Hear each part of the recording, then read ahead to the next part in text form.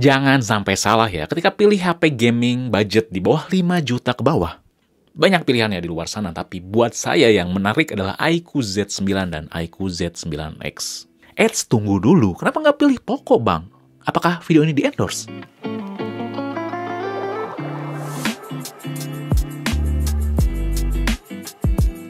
Enggak ya, enggak dibayar sama sekali. Jangan langsung mikir ke duit ketika reviewer tuh milih suatu barang. Nggak selalu selamanya endorse. Di sini murni karena pilihan pribadi ya, pengalaman. Nah, sebelum bahas ke iQOO Z9 dan iQOO Z9X, kita bahas dulu masalah Poco versus iQOO ya, singkat. Karena di bawah 5 jutaan tuh pasti banyak yang mikirnya ke Poco, yang nyajiin sebuah performa oke dan harganya terjangkau ya, nggak cuman iQOO. Untuk Poco di seri 5 juta ke bawah tuh banyak ya.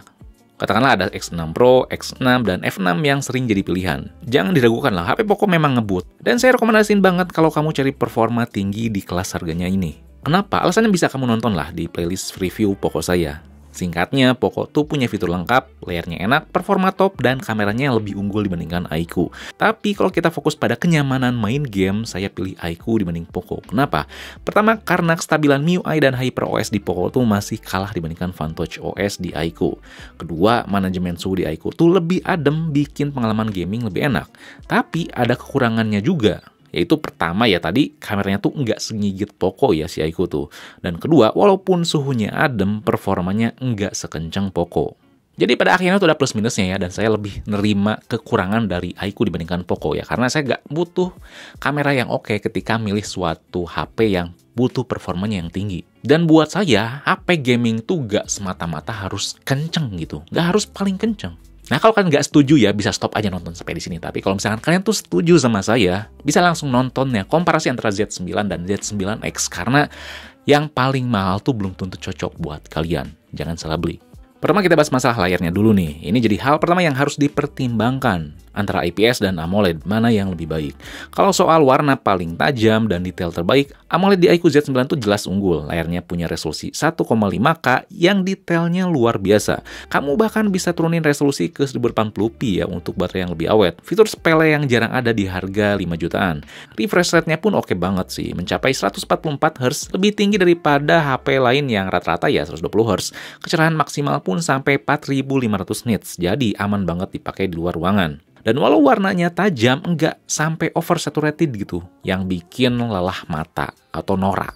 Tapi buat kamu yang sering pakai HP untuk waktu yang lama, layar IPS di iQOO Z9X tuh lebih ramah di mata, karena nggak ada flickering kayak di AMOLED. Saya udah bahas ini ya di video sebelumnya, kalian bisa nonton lah lebih lengkapnya, atau cari juga jurnal ilmiah tentang bahas masalah flickering di AMOLED tuh bikin lelah mata dibandingkan IPS. Ingat ya, flickering bukan radiasi cahaya biru. IPS juga nggak punya masalah seperti bayangan atau bercak hitam dan hijau, green line, serta problematika umum layar AMOLED lainnya lah. Jadi meski warnanya enggak sekaya AMOLED di iQOO Z9, layar IPS di iQOO Z9X tuh lebih bebas dari masalah teknis. Selain itu, jangan remehkan sensitivitas layar IPS ini. Meskipun bukan AMOLED, layarnya ini tetap responsif dan nyaman digunakan, terutama di harga 2 jutaan.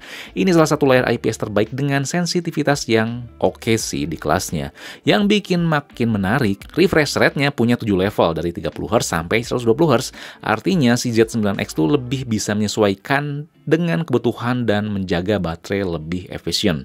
Nggak banyak loh ya layar IPS yang punya fleksibilitas kayak gini. Lalu kedua tuh masalah performa dan baterai. Secara performa ya jelas iQOO Z9 lebih unggul dengan chipset yang lebih kuat. Fun-Touch OS yang digunakan juga solid meskipun nggak terlalu banyak fitur kayak kompetitornya.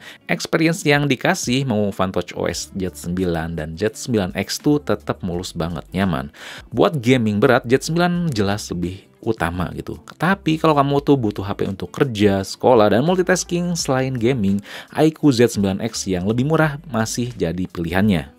Emang iQOO Z9 juga ya bisa ngikutin hal tersebut selain main game, tapi inget ya di poin 1, iQOO Z9X tuh punya layar IPS yang dimana bakal lebih sejalan dengan hal-hal lain yang dilakuin selain main game. Karena kan pasti ya ngerjain tugas sekolah atau hal penting lainnya tuh bisa lebih lama dan mata jangan cepet capek kan gitu. Jadi iQOO tuh mempertimbangkan hal itu.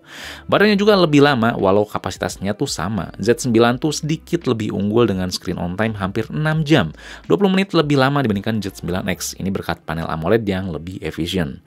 Nah, terakhir soal kamera, ini nggak jadi pertimbangan berat, tapi kalau yang pengen tahu perbedaannya, di sini saya liatin ya. Hasil jepretannya untuk kebutuhan sehari-hari, baik iQOO Z9 atau Z9X tuh masih oke ya. Bisa memenuhi lah, tapi ya jangan ngarep lebih kayak fotografi di HP itu bakal mantep banget ya. Masih tetap bagus di Vivo.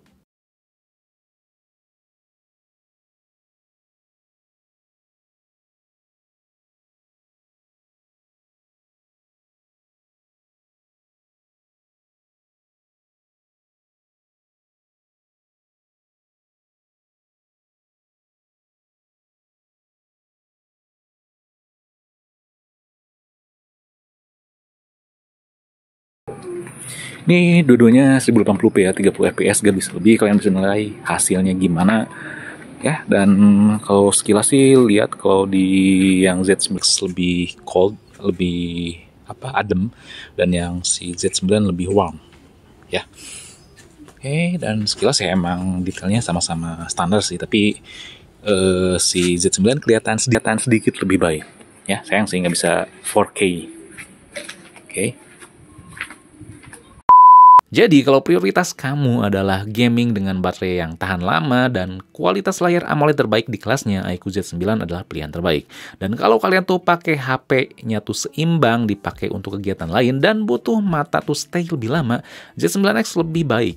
Karena pasti ya ketika orang tuh butuh HP yang nggak cuma buat gaming, apalagi katakanlah porsi non-gamingnya tuh lebih besar dibandingkan gaming, misal ya 60/40 atau bahkan 70/30, performa gaming yang kencang tuh pasti nggak terlalu dibutuhin kan, karena ya asal multitasking atau kegiatan non-gaming tuh lancar, itu tuh udah oke kan, ya apalagi harganya tuh lebih murah. Oke, jadi jelas ya, masing-masing tuh punya kelebihannya tersendiri dan belum tentu, sekali lagi ya, yang paling mahal tuh cocok buat kamu sih.